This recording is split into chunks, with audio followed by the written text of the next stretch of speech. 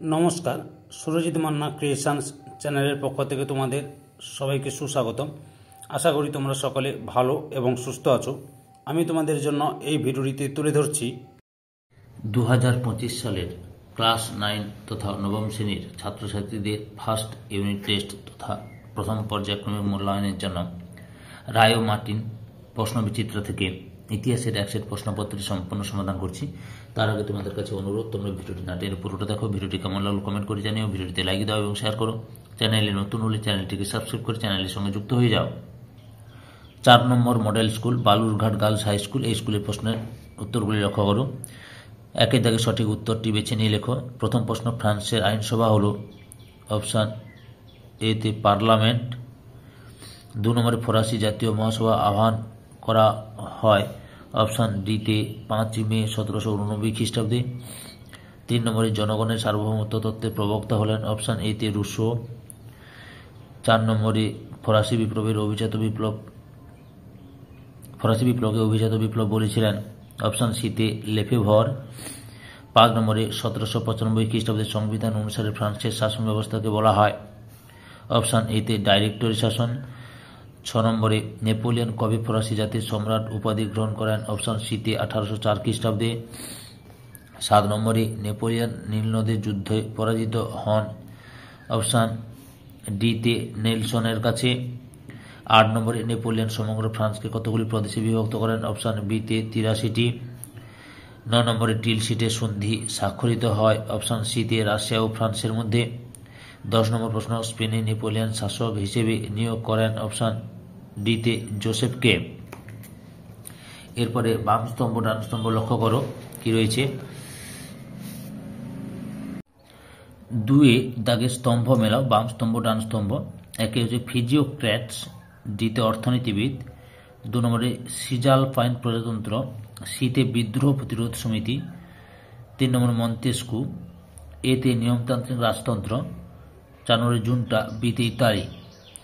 এরপরে 3 দাগে লক্ষ্য করো, নিচের প্রশ্নগুলির 2-3টি বাক্যে উত্তর দাও, যে কোনো 5টি। প্রথম রয়েছে কন্ট্রাক্ট অফ পেইসি কি, উত্তরটি লক্ষ্য করো, এখানে লেখা আছে, বলে দিচ্ছি, তোমরা ঠিক করে লক্ষ্য করো। অভিজাতরা রাজাকে স্বেচ্ছায় যে কর দিত তাকে কন্ট্রাক্ট অফ পেইসি বলে। অভিজাতরা রাজাকে স্বেচ্ছায় যে কর দিত তাকে কন্ট্রাক্ট অফ পেইসি বলে। এরপরে 2 নম্বরে কি রয়েছে লক্ষ্য করো। 2 দাগে রয়েছে, 3-2 রয়েছে সামাজিক চুক্তি গ্রন্থে রুশোর মূল বক্তব্য কী ছিল। রুশোর মূল বক্তব্য কী ছিল লক্ষ্য করো।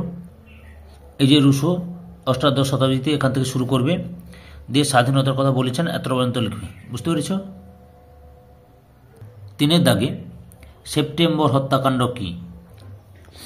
1792 খ্রিস্টাব্দে ফ্রান্সে বিপ্লবী কমিউন কয়েক হাজার রাজতন্ত্রের সমর্থক ব্যক্তিকে বন্দী করে এবং কারাগারে অনেক মানুষকে হত্যা করে। এই ঘটনা সেপ্টেম্বর হত্যাকাণ্ড নামে পরিচিত। এই ঘটনা রাজতন্ত্রের অবসানকে সুনিশ্চিত করে।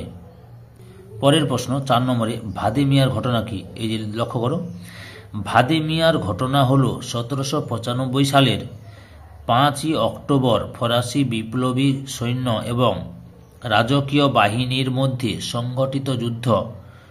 এই যুদ্ধের ফলে ডিরেক্টরি নামে একটি নতুন সরকার প্রতিষ্ঠিত হয়। আরেকবার বলে দিচ্ছি শোনো, ভাদে মিয়ার ঘটনা হল 1795 সালের 5ই অক্টোবর ফরাসি বিপ্লবী সৈন্য এবং রাজকীয় বাহিনীর মধ্যে সংগঠিত যুদ্ধ। এই যুদ্ধের ফলে ডিরেক্টরি নামে একটি নতুন সরকার প্রতিষ্ঠিত হয়। 5 দাগে কনকর্ডাট কত খ্রিস্টাব্দে কাদের মধ্যে স্বাক্ষরিত হয়। এই যে উত্তরটা এখান থেকে শুরু করবে, এতটা পর্যন্ত লিখবে, বুঝতে পেরেছ। 6 দাগের প্রশ্ন, কবে কাদের মধ্যে অ্যামিয়েন্সের সন্ধি স্বাক্ষরিত হয়।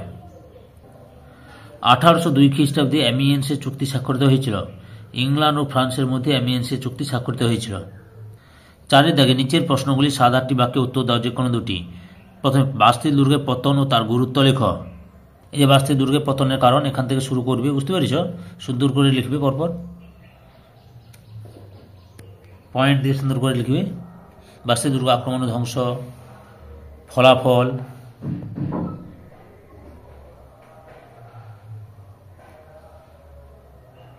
বাস্তু দুর্গের পতনের গুরুত্ব লক্ষ্য করো।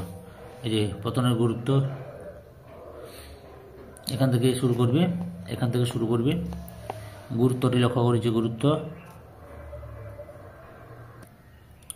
তারপর আবার লেখা শুরু করো, এখান থেকে শুরু করো।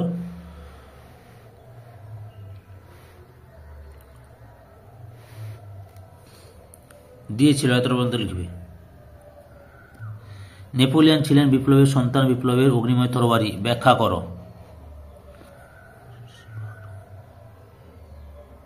এই যে নেপোলিয়নকে কেন বিপ্লবের সন্তান বলা হয়, এখান থেকে শুরু করবে।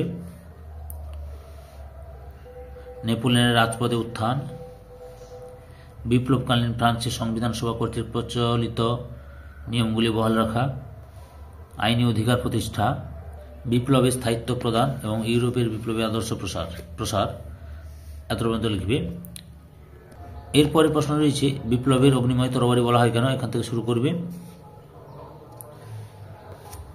অভিহিত করেছেন এত পর্যন্ত লিখবে।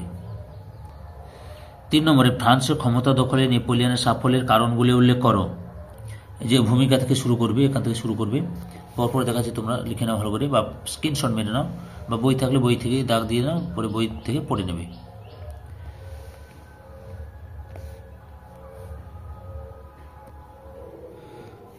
বলে অভিহিত করেছেন এত পর্যন্ত লিখবে। 5 দাগে নিচের প্রশ্নের 15-16টি বাক্যে উত্তর দাও। প্রথম প্রশ্ন, ফ্রান্সের সন্ত্রাসী শাসন চালু হওয়ার কারণ কি ছিল? ফ্রান্সে রোবসপিয়ারের নেতৃত্বে জেকোবিন দল, এখান থেকে শুরু করবে।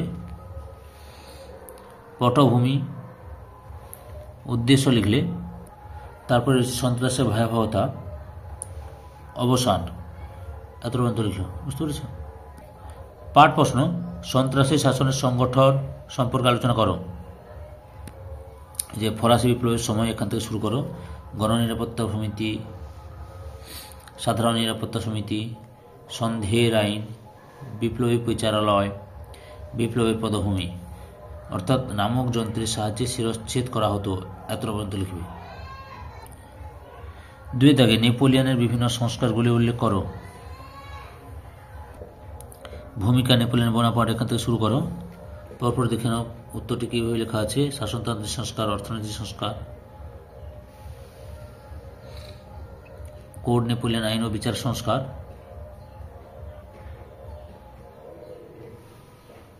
শিক্ষা সংস্কার এবং ধর্মীয় সংস্কার দেবে। এখান থেকে আবার শুরু করো, দিয়ে স্বাধীনতাকে অবহেলা করেন এত পর্যন্ত লিখবে। সম্পূর্ণ ভিডিওটি দেখে আমার চ্যানেলের পাশে থাকার জন্য তোমাদের সবাইকে অসংখ্য ধন্যবাদ।